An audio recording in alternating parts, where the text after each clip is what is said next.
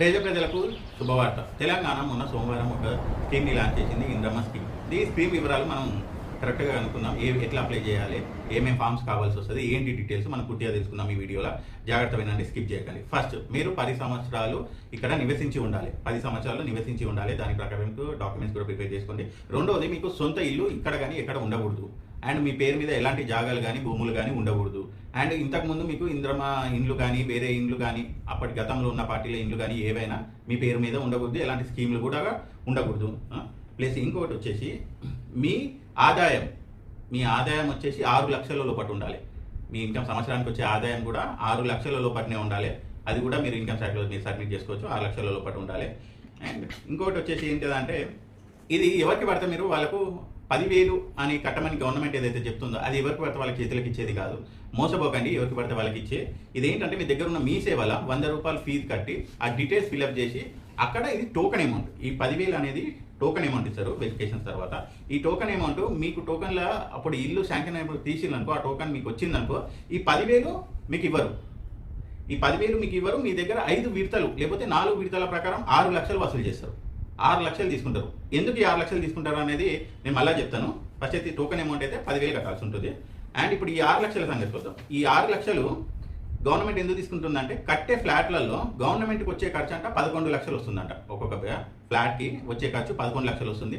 దాంట్లో మీరు 6 లక్షలు చెల్లిస్తే చాలు. అది కూడా 6 లక్షలు ఒకటేసారి కాదు, 4 విడతలలో తీసుకుంటుందని గవర్నమెంట్ చెప్పడం జరుగుతుంది. 4 విడతలు లేకపోతే 5 విడతలు.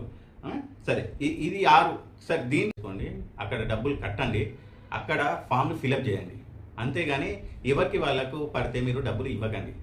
మేము ఇక్కడ ఏమంటారు వెరిఫికేషన్కి వచ్చినాము, మీకు ఇల్లు శాంక్షన్ అయింది, మీరు 10,000 కట్టాలి అని ఎవరైనా వచ్చి అడిగినా కానీ మీరు అట్లాంటి మోసగాళ్లకు ఇవ్వకండి. గవర్నమెంట్ కూడా ఆల్రెడీ డిక్లేర్ చేసింది, మీ సేవలు ఇది అప్లికేషన్స్ పెట్టుకోవచ్చు. కరెక్ట్గా కనుక్కోండి. ఎవరిని పడితే వాళ్ళని నమ్మి డబ్బులు వృధా చేసుకోకండి. ఇది ఒక స్కామర్స్కి అవకాశం కూడా అయ్యే ఛాన్స్ ఉంది. సోషల్ మీడియాను అసలే నమ్మకండి. సోషల్ మీడియాలలో వాట్సాప్ గ్రూప్స్లలో మేము ఇల్లు ఇప్పిస్తాము, ఇల్లు ఇప్పిస్తామని చెప్పేసి చాలామంది ఫ్రాడ్ చేస్తున్నారు. వీటి మీద కూడా ప్రభుత్వము కఠిన చర్యలు తీసుకుంటుంది. కాకపోతే మీరెవరు దయచేసి ప్రజలు ఎవరు తొందరపడి ఇలాంటి డబ్బులు కట్టే విషయాలలో నమ్మి మోసపోకండి. అధికారులు ఎవరు డబ్బులు తీసుకోరు, మొత్తం ఆన్లైన్లోనే ఉంటుంది. వాట్సాప్ ద్వారా కూడా అప్లికేషన్ చేసుకోవచ్చు. గవర్నమెంట్ వెబ్సైట్లు కూడా ఉన్నాయి, మీ సేవలు కూడా ఉన్నాయి. మీకు ఈ డీటెయిల్స్ తెలియకపోతే మీరు ఏదైనా గ్రామ పంచాయతీకి అయినా వెళ్ళొచ్చు. గవర్నమెంట్ గ్రామ పంచాయతీ, మున్సిపల్ ఆఫీసులు, మీ ఏరియాలో ఉన్న ఏదైతే శాఖలు ఉన్నాయో వాళ్ళ దగ్గర ఉండి వాళ్ళు మొత్తం వివరంగా మీకు చెప్తారు ఏ విధంగా అప్లై చేసుకోవచ్చు అని, దాని ప్రాసెస్ అయిందని, ఎలా కట్టుకోవచ్చు అని. నేను చెప్పిన విధానం ప్రకారం 100 రూపాయలు దాని ఫీజు ఉంటుంది. దాని తర్వాత టోకెన్ ఫీజు 10,000 ఉంటుంది.